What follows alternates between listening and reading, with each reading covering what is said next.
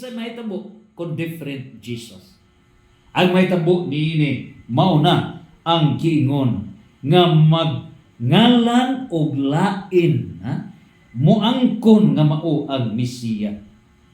Muangkon nga mao ang Mesiya. Unya, unsa man ang muangkon nga Mesiya? Duha ka klase ng Mesiya.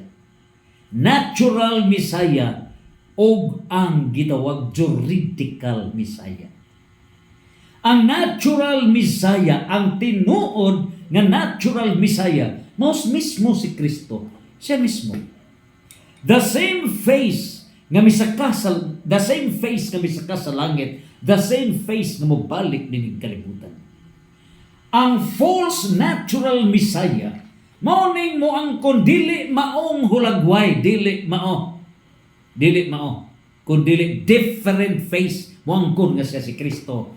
Sa 63 na sila kabuok, ika-48 si Kibuloy, mao na si Kibuloy. Usa sa 63 ka mga false natural Messiah. Ikaduha nga klase sa Messiah, juridical Messiah. Ang juridical Messiah nabahin sa duha. The true juridical Messiah, and that is the church that Christ has founded. May juridical personality. That is an institution. Ugmao ka na ang true Messiah. Ngano ba? Tungod kay diha sa Efeso chapter 5 verse 23. Unsay giingon sa Efeso chapter 5 verse 23. Ingon nga ang simbahan mao ang asawa ni Kristo.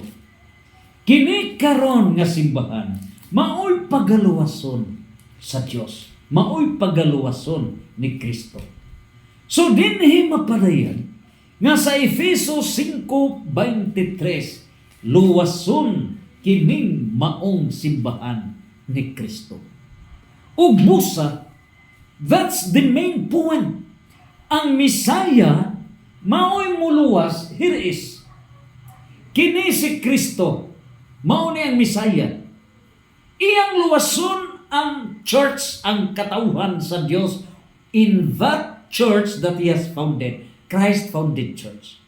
Luwason kini by the Messiah. Mao na correct juridical Messiah. That is the church. Karon, dunay nagpaka-Messiah nga miangkon juridical kinsa ba ni? Mao na ang false juridical Messiah. Warning sa Mateo 24 versikulo 5. Mao ni sila 49,000 ni sila, 49,000 nagpakog ni sila, nagpakog ni 49,000.